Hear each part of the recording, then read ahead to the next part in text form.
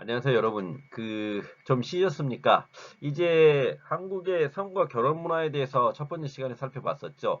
이번 시간에는 정치와 교육 문화에 대한 이야기를 좀 해볼까 합니다. 그래서 한국의 정치 문화, 그다음에 한국의 교육 문화는 어떠한지 그 이야기를 쭉 해보게 될 건데요. 한국의 정치사라는 것도 굉장히 혼란스럽습니다. 실질적으로 혼란스러웠고 그 과정에서 온갖 그 사건들이 대단히 많았죠. 그리고 그 현재 이제 문재인 정권이라는 것도 문재인 정권도 어떤 면으로 본다면 촛불 시위를 통해서 만들어진 정권이기 때문에 한국 정치사에 있어서 국민의 힘이라는 것은 굉장히 무섭다라는 것을 보여주는 그러한 사건이 있었죠. 그 이야기를 좀 해볼까 합니다. 그래서 이번 시간은 좀 저 빨리 끝내도록 하겠습니다. 조금 계속 제가 그 빨리 끝낸다, 빨리 끝낸다 말만 그렇게 하고 실질적으로 여러분들에게 너무 많은 그 시간을 빼앗은 것 같아가지고 좀 죄송스럽긴 한데 아무튼 한국의 문화를 제대로 이해하는데 도움이 된다는 측면에서 좀 너그럽게 이해해 주시기 바랍니다.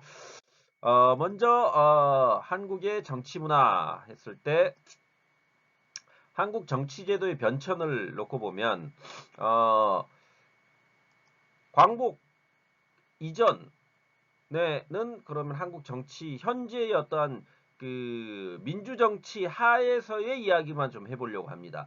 그러니까 그 이전의 어떠한 정치 문화에 대한 이야기를 해보는 것은 별 의미는 없을 것 같고 여기서는 이제 그 민주주의라고 흔히 일컬어지는 그러한 정치 제도가 우리나라에 어떻게 정착하게 되었는지, 그다음에 헌법이라는 것이 어떻게 만들어지게 되었는지에 대한 이야기부터 시작을 해보려고 하는 겁니다. 그래서 어, 광복 이전에는 홍범 14조가 1985년에 최초의 근대적 헌법으로 자주 독립과 민주 정신을 반영하면서 만들어지게 됩니다. 최초의 근대적 헌법이라고 할 수가 있죠. 홍범 14조. 그래서 가보경장이라는 것은 한국 사회 안에서 근대화를 촉발시키는 계기가 되었다고 보시면 됩니다. 가보경장을 시작으로 해서 한국 근대화가 시작되었다 이렇게 보면 되기 때문에 이 시기 이제 어떠한 헌법이라는 것도 역시 처음으로 이제 만들어지게 되었다라는 거죠. 홍범 14조라는 것을 통해 가지고 다음으로 이제 대한민국 제9개조 그러니까 대한민국 제9개조 해가지고 1889년에 공포된 한국 최초의 성문헌법이라는 거죠. 성문헌법으로서 이때 국호를 대한제국으로 바꾸게 되고요. 국가 형태를 전제군주국으로 만들어 놓게 된다는 겁니다. 그래서 대한제국의 어떠한 그 시작을 알리는 그러한 계기가 되었던 게 이제 대한민국 제9개조 이렇게 돼가지고 성문헌법. 그러니까 성문헌법이라는 것은 말 그대로 그러니까 이룰 성자의 그럴 문자입니다. 그 다음에 헌법이죠. 그러니까 성문헌법 하게 되면 헌법이라는 것이 만들어진 것, 문장으로 만들어진 것이 이제 성문헌법이다. 이렇게 이해를 하고 가시면 되겠죠. 그래서 문장으로 만들어지고 그것이 공식화되어 있는 헌법을 갖다가 성문헌법이다. 이렇게 이해하시면 될 것 같습니다. 그게 1889년에 이제 최초로 나타나게 되었다라는 거죠. 다음으로 이제 대한민국 임시헌장이라는 게 있죠. 그래서 1919년에 중국 상해에 대한민국 임시정부가 이제 발족하게 되죠. 일제에게 어떤 나라를 빼앗기게 되면서 1910년에 이제 한일합방이 되고 나서 한국 내에서는 이제 조선이라는 나라도 없어져 버리고 한국 내에서 한국민에 의한 정부 자체가 없어져 버리지 않습니까? 일제 치하가 되는 거죠. 그렇게 되다 보니까 이제 중국 상해에다가 1919년에 대한민국 임시정부를 만들죠. 그래서 그 대한민국 임시정부가 발족하면서 제정된 헌법이 바로 대한민국 임시헌장이라고 할 수가 있습니다. 그래서 여기에서 비로소 이제 대한민국이라는 국호가 호칭으로 사용되기 시작했고요. 국민 주권을 내세운 민주공화국이면서 의원 내각제와 기본권 보장 등의 내용이 담겨 있다라는 거죠. 그래서 현재의 어떤 한국 헌법 안에도 출발을 1919년으로 잡고 있습니다. 그러니까 3.1운동 정신을 이어받아가지고 여기서 대한민국 임시정부가 19년에 발족하지 않습니까? 그 대한민국 임시정부를 갖다가 그대로 그 정통성을 계승한 지금의 정부가 대한민국이다 이렇게 이야기를 하고 있죠. 근데 물론 이제 일부 보수계층에서는 뭐 1948년을 대한민국의 어떠한 시작으로 봐야 한다라는 일부 보수계층이 있기는 하지만요. 그건 그냥 정말 일부이고 말도 안 되는 소리죠. 그 결국 그들의 뿌리를 들어가 보면요. 친일파들입니다. 친일파들이 그따구 말도 안 되는 정말 주장들을 하고 있죠. 왜 그러냐면은 친일파들이 속된 말로 얘기하면 1945년에 해방되고 나서 친일의 그러니까 일제의 일본 제국주의에 앞장섰던 그 친일파들을 제거하려고 반민특위라는 게 구성됩니다. 반민족주의자 특별처단위원회거든요. 그럼 반민족주의자라는 것은 말 그대로 친일파들을 처단하기 위한 겁니다. 그런데 이 반민특위가 미 군정이 들어오면서 해체돼 버립니다. 미 군정이라는 것은 당시 이제 어떠한 신탁 통치안이 이제 되는 거죠. 신탁 통치안에 의해 가지고 남한은 미국이, 그다음에 북한은 소련이 들어와 가지고 군정이죠. 군사 정권이 신탁 통치를 임시로 하게 되는 거죠. 대한민국 정부가 출범하기 전까지. 그렇게 되다 보니까 미 군정이 어떠한 편리성 측면이죠. 편리성 측면. 편리성 측면이라는 건 뭐냐면 그 당시 그러니까 어떤 면으로 본다면 일제의 그 동조했던 세력들이 그대로 그러니까 이를테면 경찰 공무원이라든지 뭐 그 공무원들 있잖아요. 그 공무원들의 그 체제 자체를 흔들어 놓기가 싫었던 겁니다. 미국이 그 군정 입장에서는. 그렇기 때문에 반민특위라는 것을 만들어 가지고 대한민국 자체적이고 주체적으로 그 친일 반역 행위자들을 갖다 처단하려고 했거든요. 그래서 그들을 다 잡아들였거든요. 그런데 그것을 미 군정이 들어와 가지고 미 군정이 이제 당시 이승만이가 미국에서 들어오게 되거든요. 그러니까 이승만이 우리나라 초대 대통령이긴 한데요. 이 사람이 실질적으로 대한민국 임시정부에서 역할을 물론 이제 거기에서 뭐 통령을 지내기도 했지만 실질적으로 보면은 뭐 뛰어난 어떠한 그 업적을 세우고 했던 사람은 아닙니다. 그냥 어떤 면으로 본다면 미국에서 있었죠. 미국에서 살았죠. 그러니까 대한민국 임시정부의 통령이면서도 중국에 있는 게 아니라 미국에서 자기가 통령으로서의 활동을 합니다. 정말 말도 안 되는 짓거리를 했죠. 그러니까 참 부끄럽습니다. 저도 그런 면으로 본다면 대한민국 무슨 대통령이라고 하는 사람이 거기에서 온갖 비리를 저지릅니다. 이 이승만이라는 인물이. 그러다 보니까 이승만이 우리나라에 들어와가지고 들어올 때도 그러니까 그 해방이 되지 않습니까? 45년에 해방이 되니까 이 대한민국이 만들어지기 전에 이제 남한을 미 군정이 신탁 통치하게 되지 않습니까? 그렇게 되니까 남한에는 총 세 가지 세력이 있었습니다.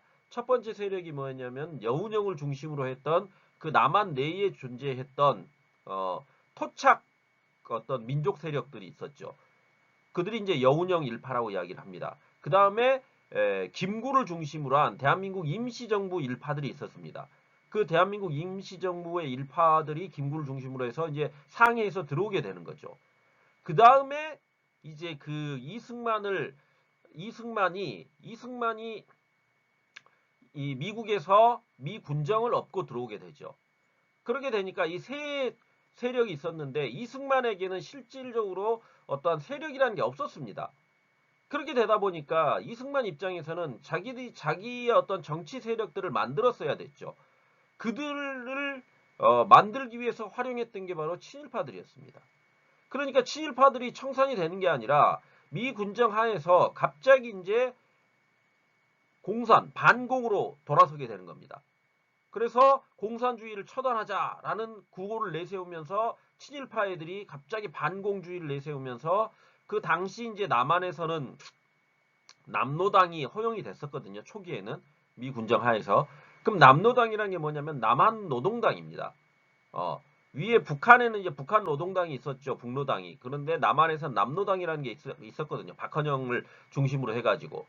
그래서 다양한 정치 세력들이 있었는데 그것을 미 군정이 이제 불법으로 하게 되면서 그때부터 이제 어떠한 그 굉장히 45년부터 50년까지 정치적 혼란상이 있을 때 그들을 제거한다는 명목 하에 친일파들이 대거 반공주의자로 변모를 하게 됩니다.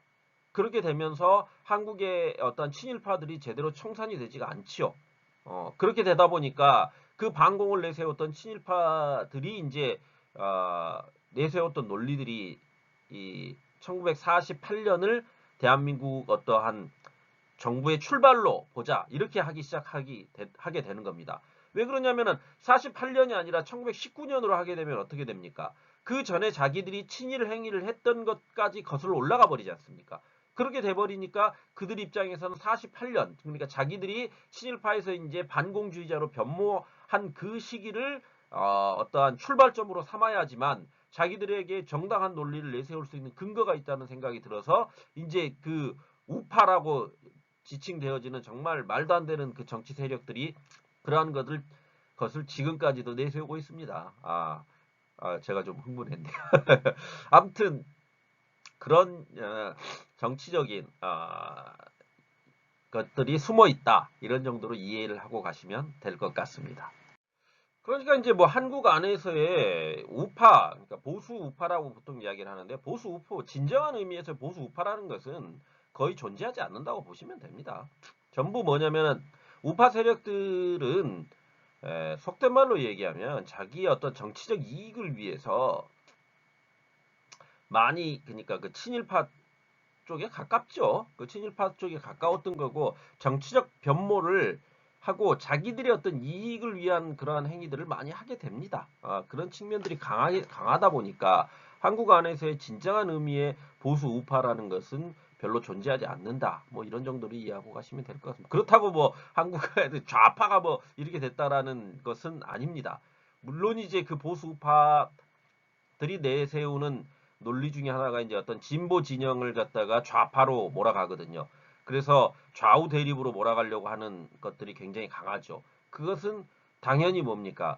한국 사회 안에서 한국 전쟁이 가지고 있는 그 이미지라는 게 굉장히 강하지 않습니까? 한국 전쟁으로 사람들이 많이 죽고 그 한국 전쟁이 가져온 이데올로기 대립 아닙니까? 좌익과 우익이라는 그 이데올로기 대립에 의해서 피해를 입었던 사람들이 많기 때문에 그 레드 컴플렉스라는 게 있습니다. 한국 사회 안에. 그 레드 컴플렉스가 뭐냐면 이 북한의 그러니까 보통 우리가 공산 진영을 대표하는 색으로 빨간색을 이야기하거든요. 빨간색. 그러니까 중국의 오송홍기 같은 경우도 빨간색이고 그러지 않습니까? 그리고 어떤 베트남의 그 공산주의 체제를 하는 그 국기도 다 빨간색이고 그다음에 저기 북한의 그것도 보면 빨간색이 많거든요. 그러다 보니까 그 빨간색을 어떤 면으로 본다면 좌파 진영의 어떤 대표적 색깔로 인식을 하게 됩니다.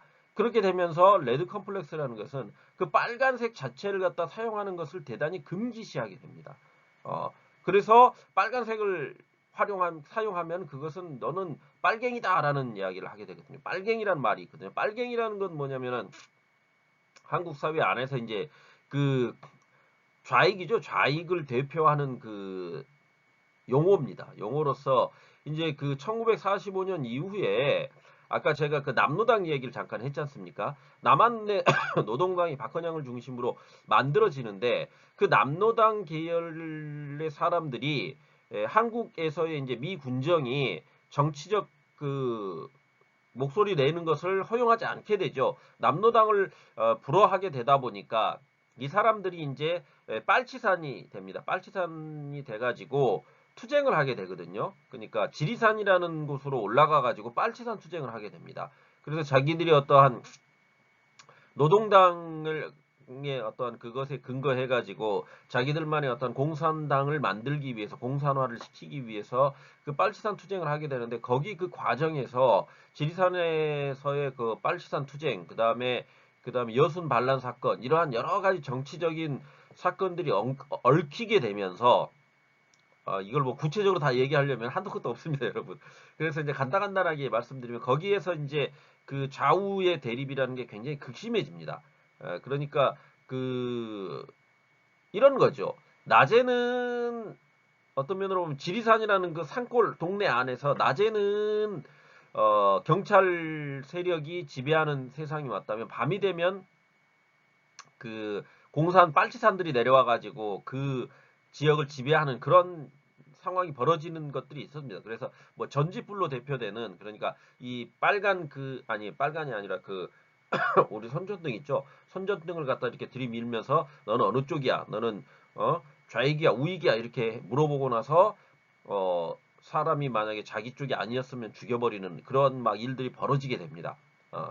그런 뭐 자세한 이야기들은 뭐 여기서 할 건 아니고요. 그런 게 있다 보니까 거기 그 빨간 레드 컴플렉스라는 게 굉장히 많은 그러니까 한국 사회 안에서 이 공산당이라는 것은 금기시 되어 왔습니다. 지금에 이르러 가지고는 그런 부분들이 많이 이제 허용된 측면이 있었지만 그 공산당에 대한 레드 컴플렉스가 많았기 때문에 이런 거죠. 그러니까 그 제5공화국이 들어서고 나서 그 이제 어떠한 제6공화국이 들어서기 전까지는 실제적으로 북한 문학을 볼 수도 없었습니다. 그러니까 북한 문학이라는 게 뭐냐면은 그러니까 월북 작가들이 있었거든요. 월북 작가라는 것은 보통 이제 그 월북 작가들도 세 부류로 나누게 되는데요. 제북 작가, 그러니까 원래 고향이 북한이었던 사람들. 그 다음에 자진 월북. 내가 어떤 좌익 이데올로기가 좋아서 실제로 그 이데올로기에 동조해가지고 스스로 올라갔던 사람들. 그 다음에 납북이 있습니다.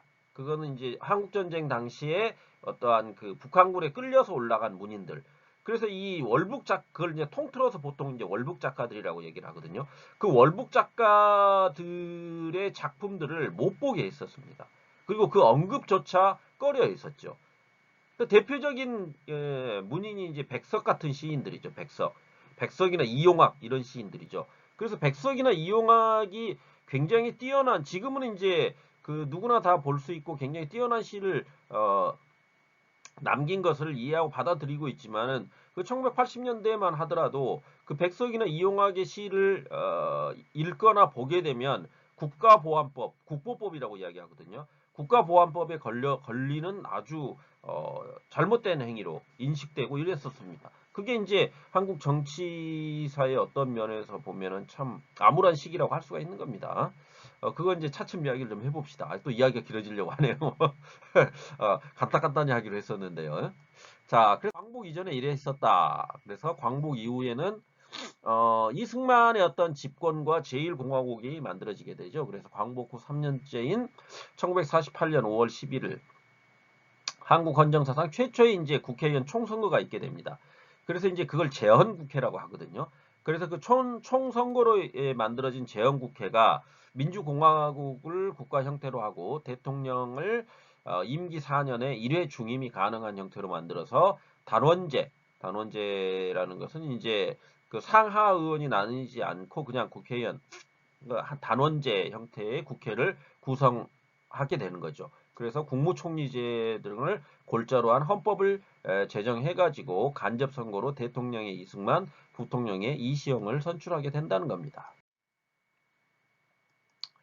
다음으로 이제 제1차 발췌 개헌이 이제 1952년에 일어나게 되는데요. 이때 이제 여야의 어떤 극심한 대립으로 인해 가지고 원내 다수였던 야당이 제출한 의원 내각제 개헌안과 여당의 어떤 정부통령제 직선제 개헌안, 아까는 간접선거로 뽑았지 않습니까? 근데 이런 직선제로 뽑자 그래가지고 정부통령 직선제 개헌안을 절충해서 개헌안이 통과하게 되는 거죠. 그래서 대통령과 부통령을 직선제, 그 다음에 양원제 국회, 이제 상하원으로 나뉘었다는 거죠. 그리고 다음에 국회의 국무원 불신임제 등이 골자가 된 제1차 발췌 개헌을 1952년에 하게 된다는 겁니다. 다음으로 이제 제2차 4.4.5입 개헌이 일어나게 되죠. 이건 초유의 사태였습니다. 초유의 사태 정말. 4.4.5입이라는 것은 그래서 어떤 한국 정치사에 굉장히 부끄러운 이야기죠. 부끄러운 이야기. 그럼 4.4.5입이 뭐냐 하는 건데 1900 이제 제3대 미니언 54년에 미니언 총선거에서 자유당이 압승을 하거든요. 그래서 초대 대통령에 한해서 중임 제한, 그러니까 3선을 제한했지 않습니까? 아까 임기를 4년으로 하고 1회 중임이 가능하기 때문에 2번까지는 할 수 있었습니다. 그런데 이제 그거를 철폐하려고 했던 거죠. 그러니까 주구장창 속된 말로 얘기하면은 주구장창이라고 하면 안 되는 거죠. 죄송합니다. 그냥 계속 어떠한 대통령을 해먹으려는 이승만의 어떤 그 정말 정치적인 그 말도 안 되는 야욕이죠, 야욕. 독재자죠, 독재자. 독재자의 그 야욕에 의해 가지고 어 무제한 입후보를 할 수 있게끔 만들어지는 개헌안을 제출하게 됩니다. 그래서 이제 국회의원 제적의원 3분의 2가 찬성을 해야 되거든요. 근데 203명이었어요, 국회의원이. 그랬는데 135명이 동의를 하게 되는 겁니다. 그러면은 3분의 2가 135.333333이 나가기 때문에 그거는 136명이라고 그래가지고 부결을 시켰거든요. 그러니까 갑자기 이제 이쪽 그 자유당 정권 애들이 수학자, 그때 서울대 수학과 교수였던가 하여튼 누군가를 데리고 와가지고 4.4.5입 개헌을 하게 됩니다. 그러니까 203의 3분의 2는 135라는 거죠. 그러니까 135.33333으로 나오는 그 뒤에 333333이라는 것은 소수점 이하이기 때문에 자연인이 아니라는 겁니다. 그러니까 사람이 아니기 때문에 그 소수점 이하는 절사를 해버리라는 거죠. 소수점 이하는 버려버려야 된다. 그러니까 136명이 아니라 135명이 맞다 해가지고 이제 개헌안을 통과시켜 버리는 겁니다. 정말 말도 안 되는 4.4.5입, 정말 말 그대로 말도 안 되는 짓거리를 하죠. 자기들의 필요에 의해 가지고. 그런데 결국 이제 이 4.4.5입 개헌이 어떤 면으로 보면은 이승만 정권을 무너뜨리는 시발점이 되게 됩니다. 여기에서부터 이제 어떠한 양심 있는 그 국회의원이라든지 지식인들이라든지 이런 그다음 학생들이 비로소 이제 이 자유당 정권에 대한 회의감을 갖기 시작하게 되는 거고, 자유당 정권이 더 이상 어떠한 한국의 정치 세력으로서 그 의미를 상실해버리는 그러한 것의 출발점이 이 4.4.5입 개헌부터 시작되었다고 보시면 됩니다. 다음으로 이제 4.19와 제2공화국이 있죠.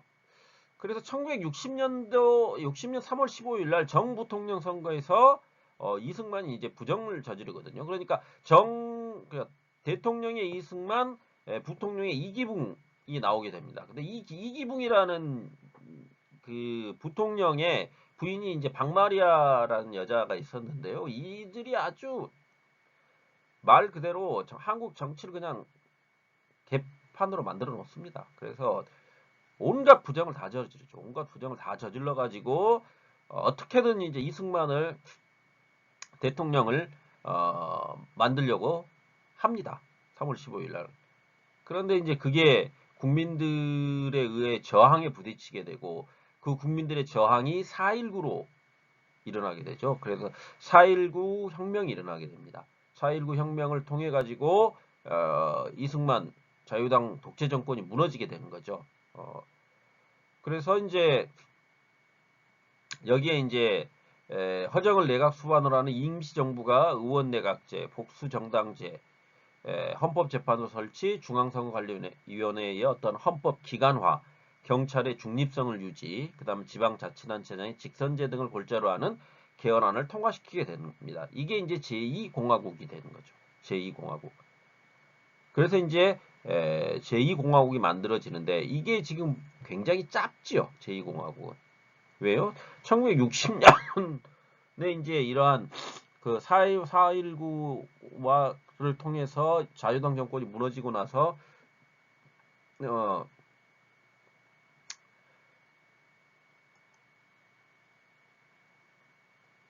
제4차 이제 부정선거 관련자 처벌 개헌까지 이어지게 되거든요. 그게 이제 3.15 부정선거 처벌을 위한 개헌을 하게 되는 겁니다. 그러니까 부정선거자를 처벌하기 위한 개헌을 하게 되는 거죠. 그래서 부정선거자 처벌법이라든지 반민주행위자 공민권 제한법, 그 다음에 부정축제 특별처리법 등을 제정하게 되는 겁니다. 그게 이제 제2공화국까지가 되는 거죠. 그런데 이제 5.16이 일어나게 되죠. 군사 쿠데타가 일어나게 됩니다. 그래서 이제 이 5.16 군사 쿠데타에 의해서 제3공화국이 만들어지게 되는 거죠. 그래서 5.16 군사 쿠데타를 일으켰던 그 대표적인 이제 인물이 바로 이제 박정희와 김종필이죠. 박정희와 김종필. 그래서 군인들이 결국은 지금까지도 그렇지만 군인들이 정치를 하면 안 되죠. 군부는 그냥 군인은 군인으로서 나라를 지키는 일을 해야지 거기에 이제 정치가 끼어들어 버리면 그건 정치 군인들이 돼 버리면 그 나라가 제대로 된 나라가 될 수가 없죠.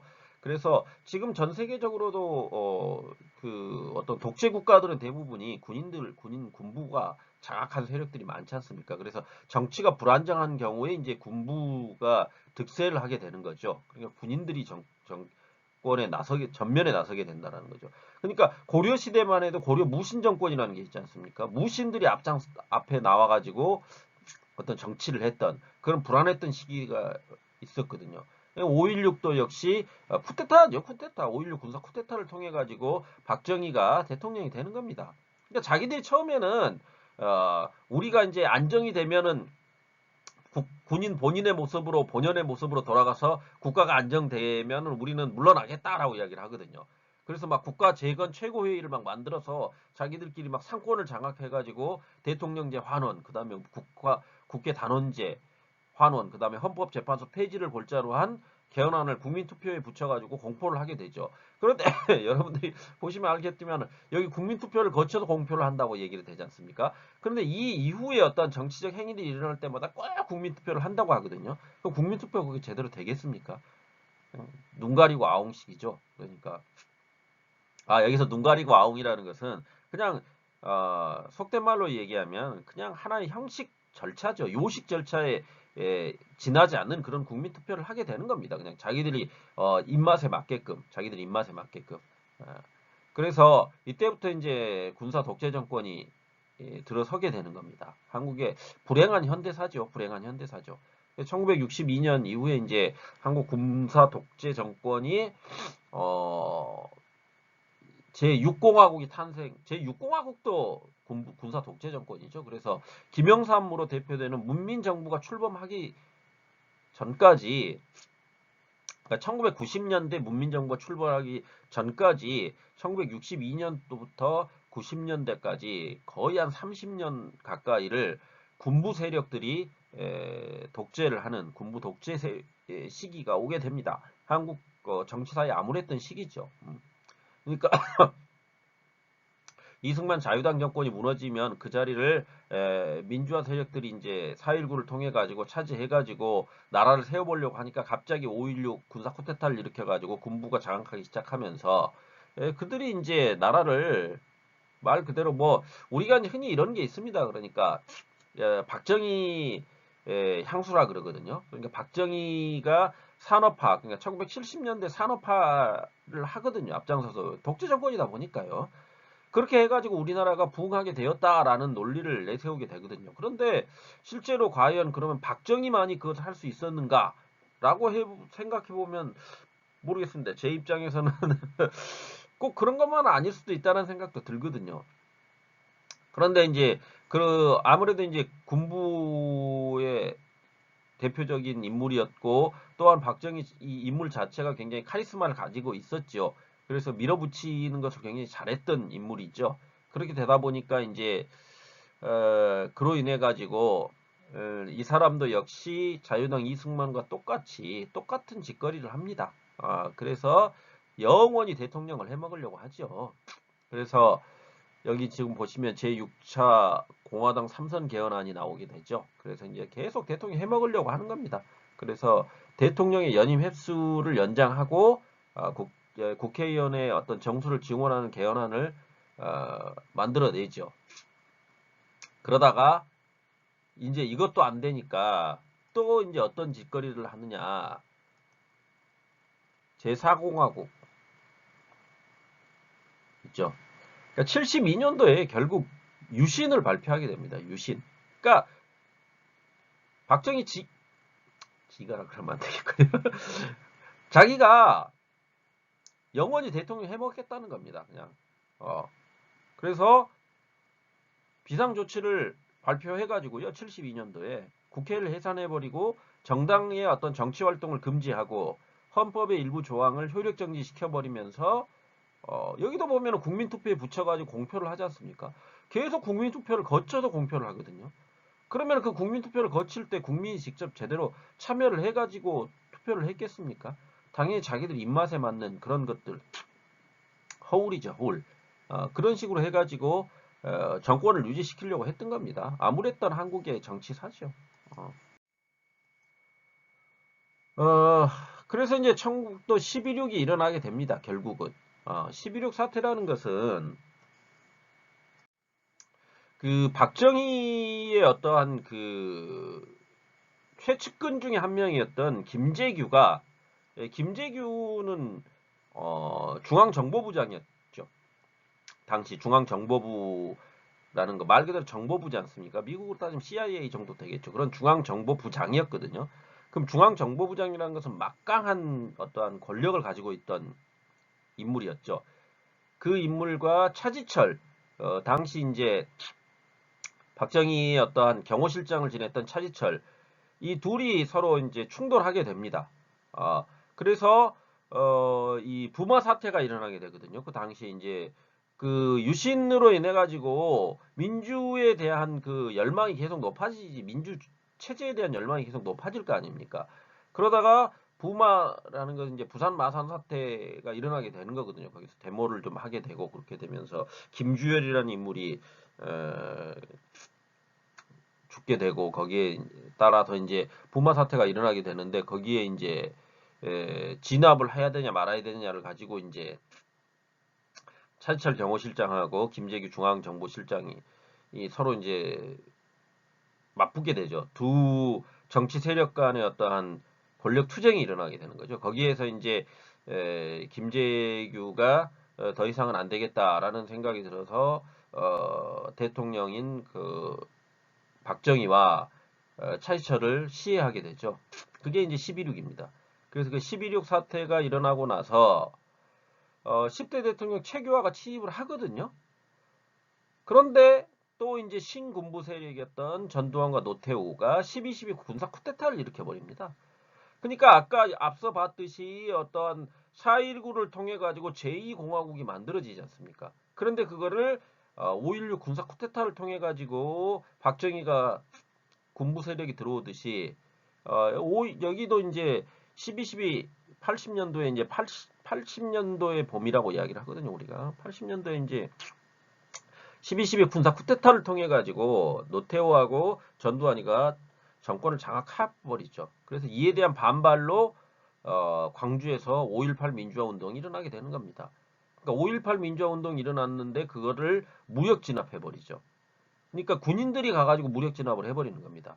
그러니까 국가를 위해서 외세를 막아내야 될 군인들이 자국민들을 무참하게 살해해버리죠.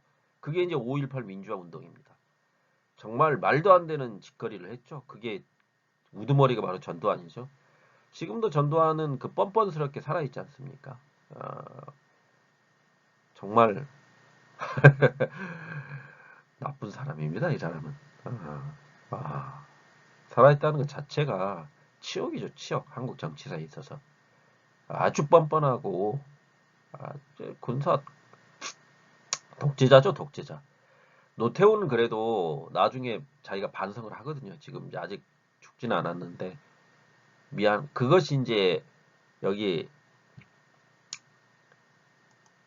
제 6공화국의 탄생이거든요. 그게 6월 항쟁이거든요. 그래서 87년도에 민주화를 요구하며 군부 독재 정권에 항의하다가 이제 그 전에 이제 박종철 고문치사 사건이라는 게 있습니다. 그러니까 시위를 하다가 박종철이라는 사람이 잡혀가거든요. 잡혀갔는데 이 박종철 열사가 그러니까 그때 당시 나왔던 게 이제 탁 했더니 억하고 죽더라. 물고문을 하다가 죽거든요. 근데 경찰 발표는 탁자를 탁 하고 쳤더니 억 하면서 죽어버리더라. 이런 말도 안 되는 발표를 하게 됐죠. 거기에 이제 항의해서 이제 6월 항쟁이 시발되게 되는 거죠. 그래서 이한열 열사가 또 연세대생이었는데 그 데모를 하다가 최루탄에 맞아서 죽게 되거든요. 최루탄 직격탄을 쏘게 되고 그 직격탄에 맞아가지고 죽게 되고 이렇게 되니까 6월 항쟁이라는 그러니까 이제 우리가 흔히 얘기하는 넥타이 부대 화이트 칼라들이 시위에 동참하게 되는 겁니다. 그러니까 학생들 시위에서 전 국민적 시위로 벌어진 이제 그 확대되게 되는 거죠. 그게 60 항쟁입니다. 그게 6월 항쟁, 6월 10일 60 항쟁이 일어나 가지고 당시 이제 여당 최고위원이었던 노태우가 그러니까 여당 최고위원이면서 차기 대통령 후보였죠. 그래서 이제 그 가장 실세였다고 보시면 되죠. 그래서 그가 이제 민주화 개혁을 골자로 한 6.29 민주화 선언을 하게 되죠. 그래서 대통령 직선제를 하게 됩니다.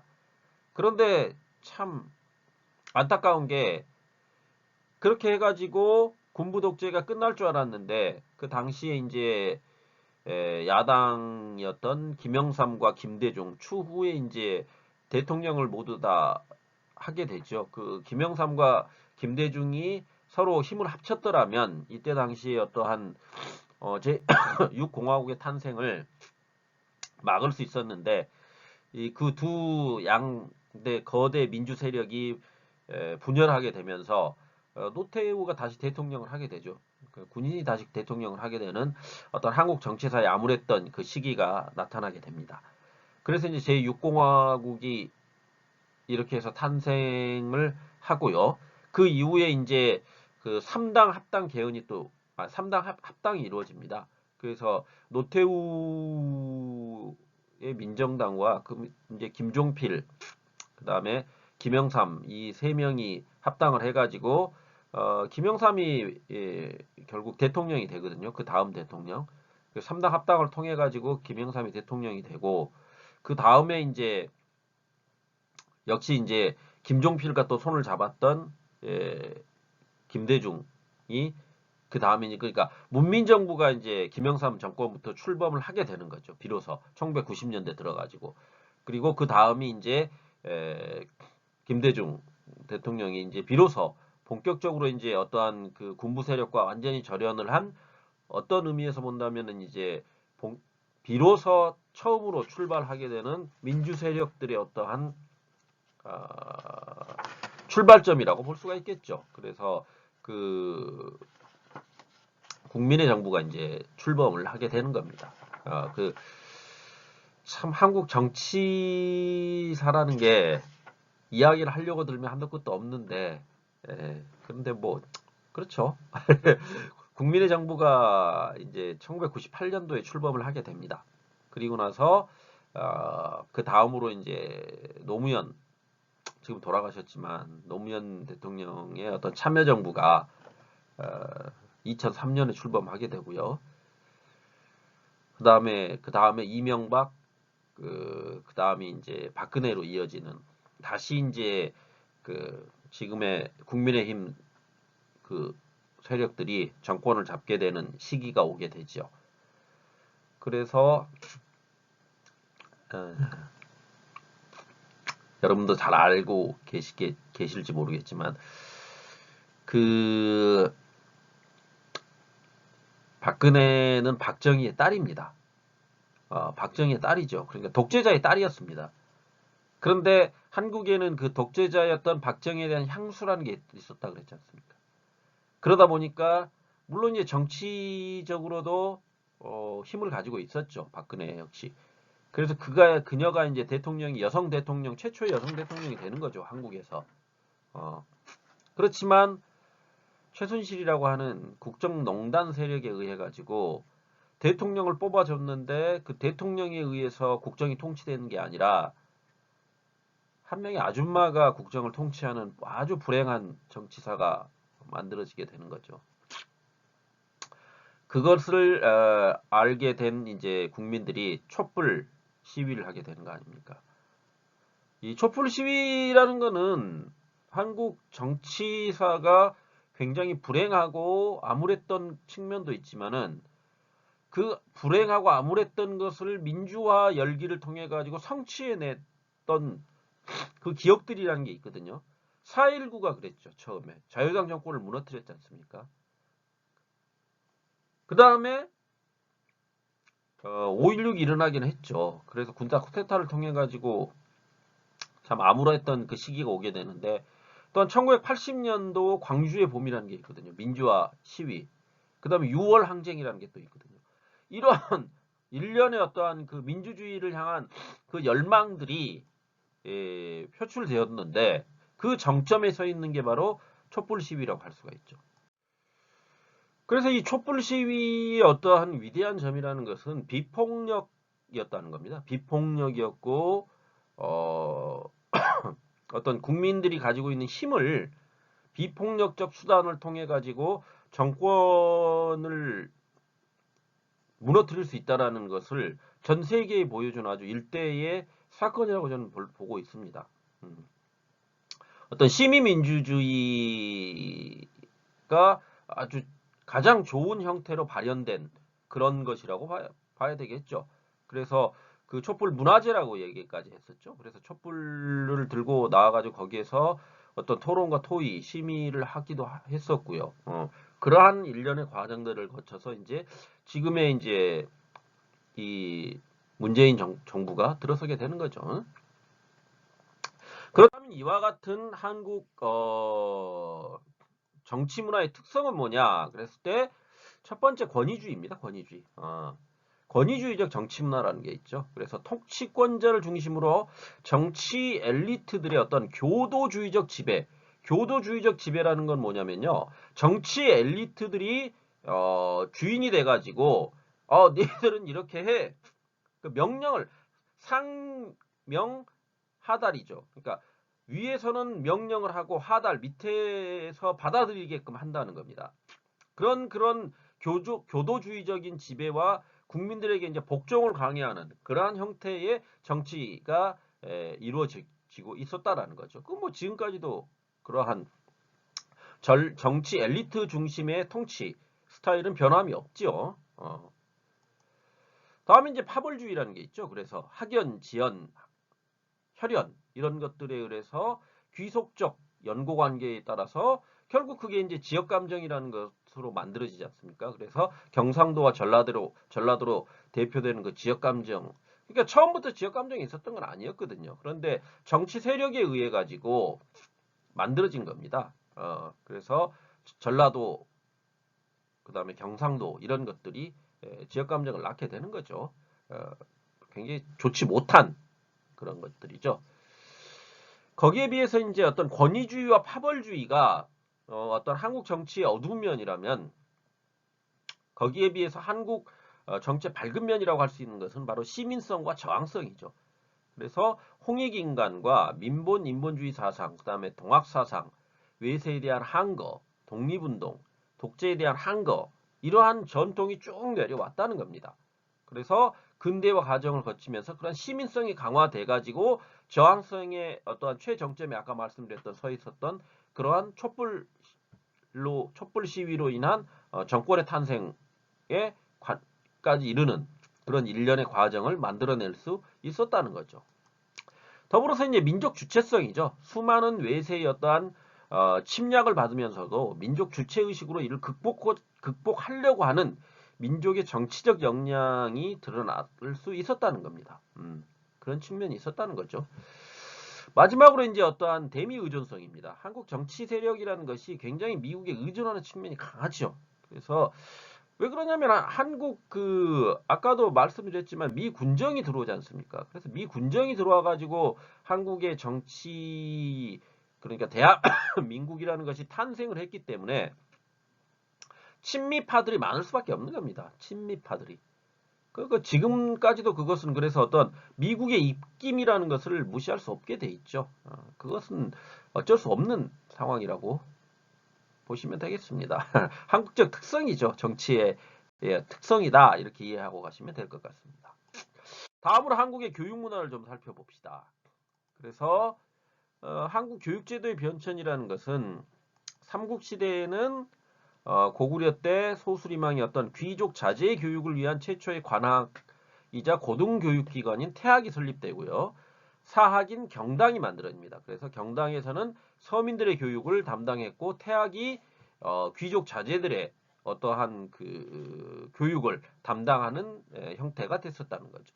그래서 이 관학과 사학은 계속 지속적으로 나누어져 가지고 교육기관으로서 역할을 수행하게 됩니다. 백제 시대에는 이제 동진의 영향으로 교육이 발달하지만은 더불어서 이제 일본 아스카 문화 형성에도 크게 영향을 줍니다. 그래서 뭐 박사 같은 인물들이 아스카에 넘어가게 되는 거죠. 그런데 이제 그게 명확한 기록으로 남아있지는 않습니다. 그러다 보니까 백제의 어떤 교육 제도에 대한 전반적인 것들은 드러나지가 않았죠. 신라 시대에는 이제 국립 고등교육기관이 국학이 있었고요. 사립 교육 고등교육기관이 화랑도가 있었죠. 그래서 화랑도도 역시 그 귀족의 자제가 화랑이 됐던 거고요. 그 밑에 이제 서민들의 자식이 이제 낭도가 되는 거죠. 그래서 낭도가 돼가지고 그 화랑을 쫓아다니면서 이제 뭐 그렇게 하는 게 이제 화랑도였다. 이렇게 이해를 하고 가시면 될 것 같습니다. 다음으로 이제 이 고려 시대를 보게 되면 관학과 사학이 있습니다. 그래서 관학이라는 것은 관이 주도한 학문 기관이고요. 사학이라는 것은 사립이죠. 그러니까 그 관 이외의 세력들이 만들어낸 교육기관이라는 거죠. 그래서 관학이 어떤 국자감에서는 귀족 자제를 위한 국립 고등교육기관으로서 국학, 성균관으로 이제 계층이 되게 됩니다. 그 다음에 학당이라는 게 있었죠. 그래서 개경에 설립됐던 공립중등교육기관이죠. 그 다음에 향교는 지방에 설립된 공립중등교육기관이라고 할 수가 있죠. 다음으로 이제 사학이라는 것은 서당이 있었습니다. 그래서 이 서당은 조선까지 이어지게 되죠. 그래서 평민 자녀를 대상으로 한 경당의 후신이라고 할 수가 있죠. 앞서 이제 경당이라는 게 있었지 않습니까? 고구려 시대 때. 그것의 후신으로서 고려 중기 인종 때 등장해가지고 조선시대 크게 발전하게 되죠.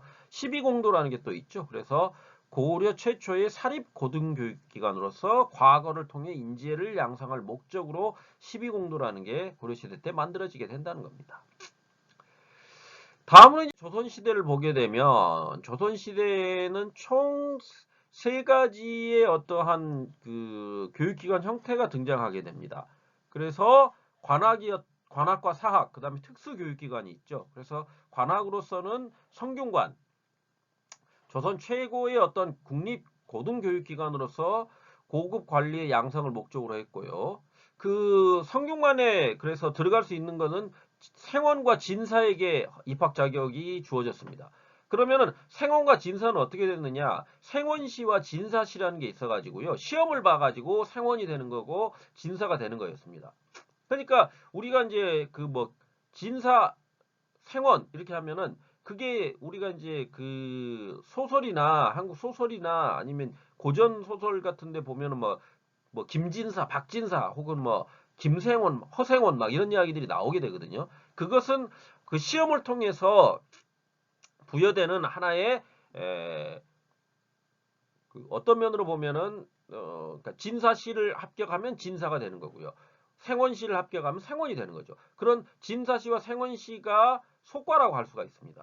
그 속과에 합격한 사람들이 성균관이라는 관학에 들어와 가지고 시험 준비를 해 가지고 대과 이제 본격적인 중앙 어떠한 그 정치 무대에 등장할 수 있는 게 대과였거든요. 그 대과를 보려고 준비하는 그 교육기관이 성균관이었죠. 그래서 생원과 진사에게 입학 자격이 주어졌었고 200명을 정원으로 했고 생활이 굉장히 엄격했죠.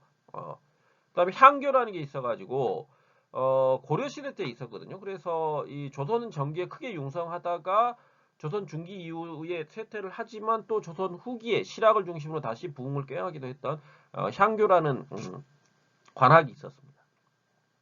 다음으로 이제 이 사학으로는 서원이 있었죠. 서원.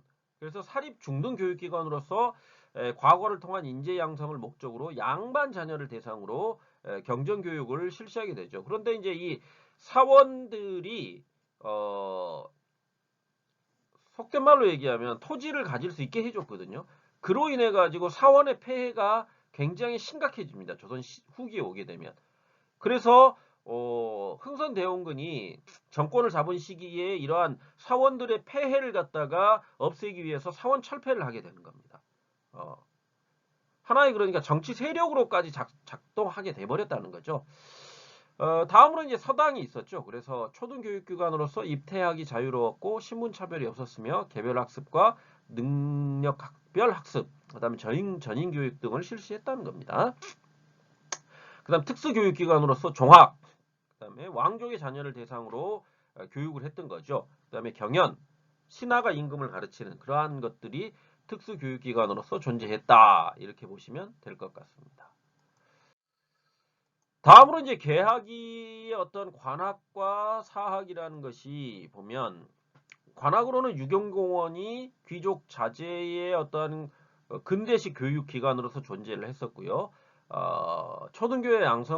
초등교사의 어떤 양성기관으로서 한성사범학교, 그 다음에 이제 민족 성각자들에 의한 여러 학교들과 선교사 중심의 어떤 교육기관들이 만들어지게 됩니다. 그래서 민족 성각자나 주민 중심의 교육기관으로서 원산학사, 홍화학교, 그 다음에 정진학교, 보성학교, 양정학교, 대성학교, 보산학교 등이 만들어지고요. 선교사 중심 교육기관으로서 배제학당, 이화학당, 경신학교, 정신여고 이렇게 만들어져서 지금의 이제 이러한 학교들이 지금까지도 이제 고등학교와 대학교로 남아 있지요.